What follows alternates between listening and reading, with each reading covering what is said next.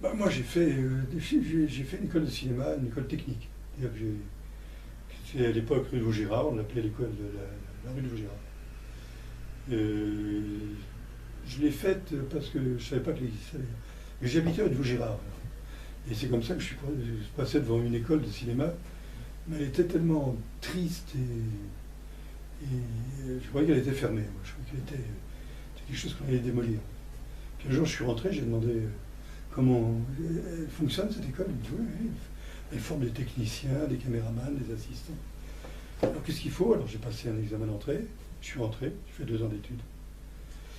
Donc les caméras, la pellicule, les développements, la chimie, la physique, l'optique, enfin oui, tout ça.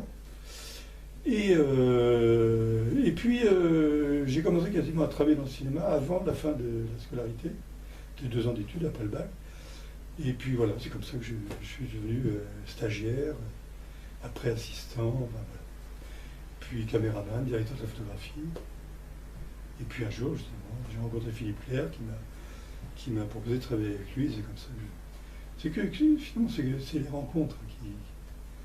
On ne sait pas, quand un jour on aura l'occasion de bifurquer comme ça vers la mise en scène, parce qu'il n'y a pas tellement de metteurs en scène qui viennent de la technique, finalement. Et est-ce qu'aujourd'hui c'est difficile à devenir acteur? C'est très difficile, mais comme avant. Hein. Ça a toujours été très difficile.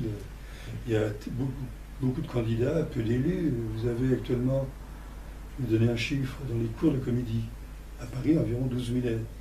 Il y a des cours avec 300 élèves, 200 élèves, 100, 50, par-ci, par-là. Vous avez des cours en province aussi, vous avez or, il n'y a pas, évidemment, le débouché pour tous les apprentis comédiens. C'est comme la chanson, on peut dire que tous les jeunes chantent actuellement, tous les jeunes font de la musique, mais il n'y a pas...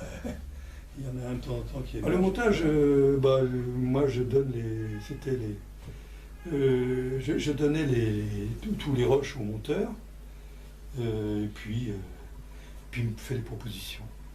J'aime pas trop le montage, moi, j'aime pas c'est fastidieux, c'est long, on voit toutes les conneries qu'on a faites, et il y en a, on ne peut plus refaire, on ne peut plus modifier, on peut plus, alors c'est assez frustrant le montage pour moi.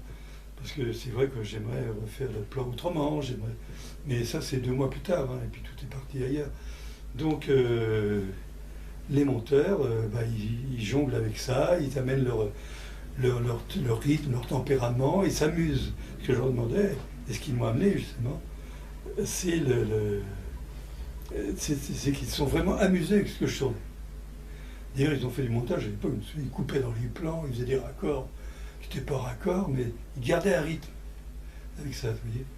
Un plan qui était un peu long, ils coupaient au milieu du plan, ils enlevaient le milieu du plan, il y avait le début et la fin, hop là, il y avait une saute, pof, et ça passait, mais ça au contraire, ça donnait quelque chose d'un peu incohérent, un rythme. Non, ils ont été formidables.